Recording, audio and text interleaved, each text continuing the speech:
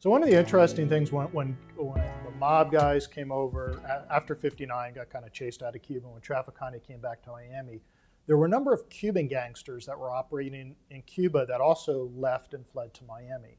So in the early '60s, you have this kind of early Cuban mafia that runs under Santo Trafficante, and they're primarily bolita guys, bolita sellers, um, some starting to dip their toes into narcotics. But what's really interesting is a number of them were also involved in anti-Castro activities with the CIA, and a couple of them were even part of the Bay of Pigs invasion force.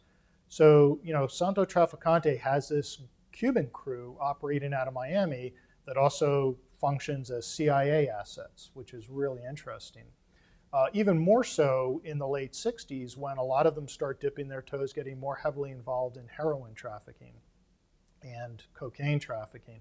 And by the mid-1970s, when the FBI and federal authorities shut down most of that early Cuban connection, you see the emergence of that second wave of Cuban gangsters. If you think of like Tony Montana and Scarface, that wave of the cocaine cowboys start coming into Miami, the Colombians start coming into South Florida.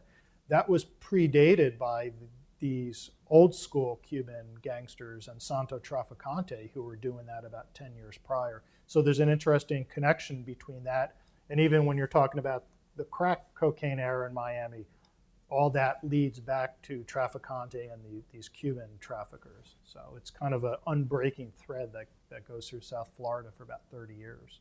So one of the interesting other crime groups in Florida, starting in the 1930s and through the 1970s, was the Cracker Mob. It was kind of a loosely affiliated group of rural mob guys based out of Orange County, Polk County, Highlands, DeSoto County.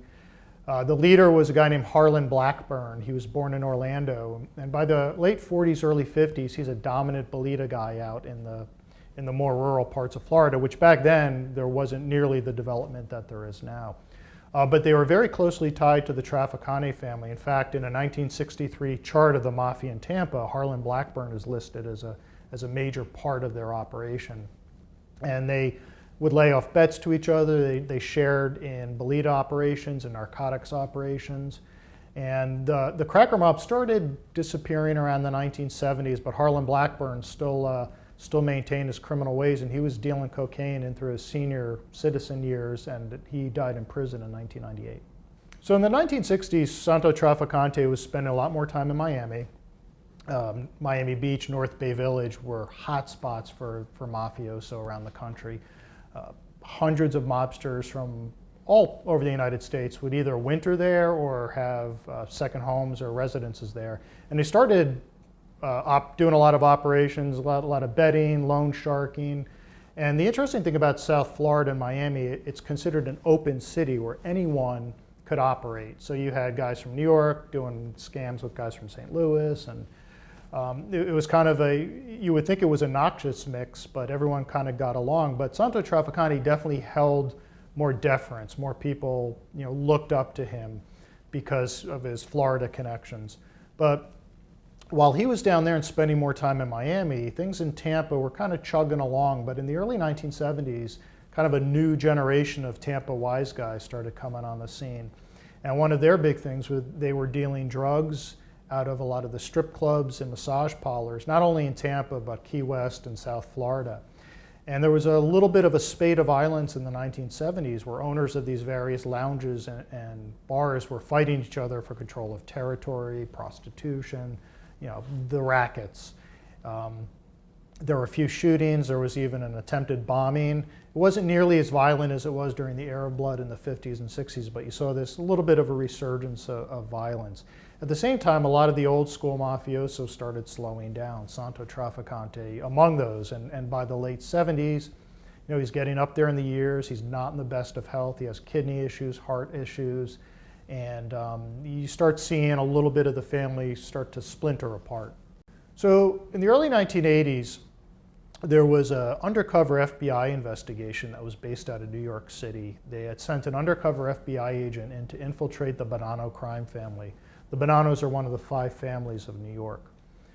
As part of that, they saw an opportunity to come down here to Florida and open up a casino in Pasco County in the town of Holiday.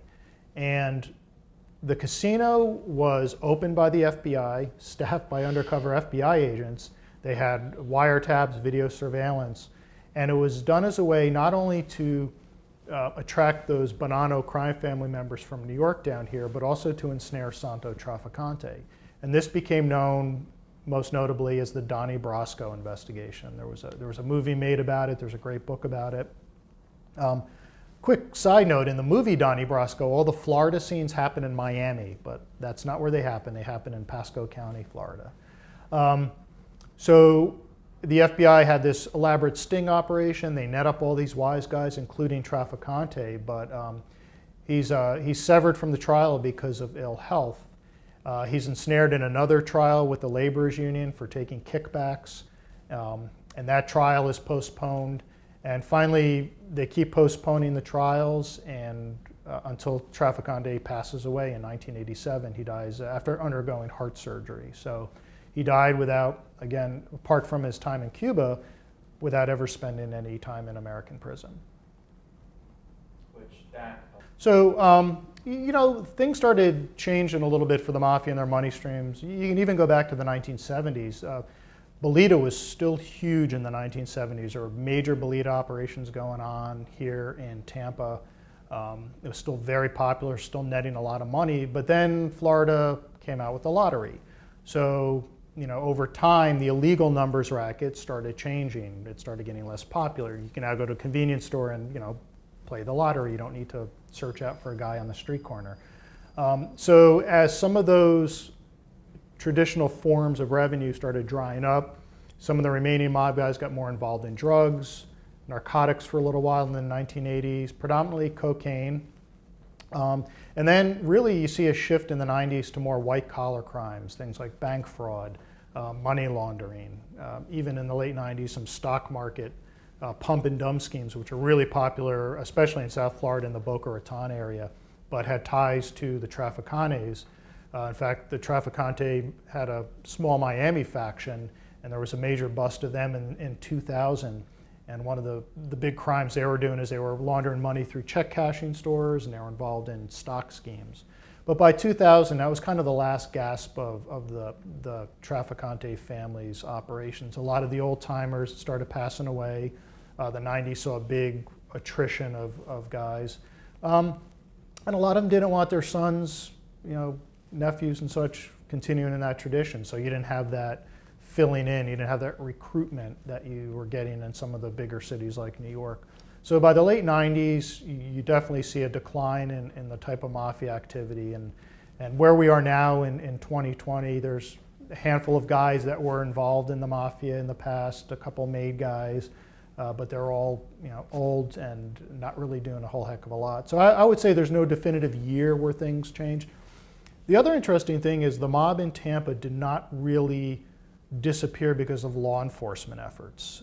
It certainly played a small part, but it was really kind of a natural progression where it just kind of fell out of favor. You know, Italian growing up in Tampa in, you know, the 1980s, 1990s has every opportunity in the world, whereas, you know, those that were new immigrants in the 20s, maybe not so much. So, you know, that it wasn't really seen as a viable career choice. And that's really interesting because there's not many cities around the country where the mob families just naturally kind of, you know, faded away.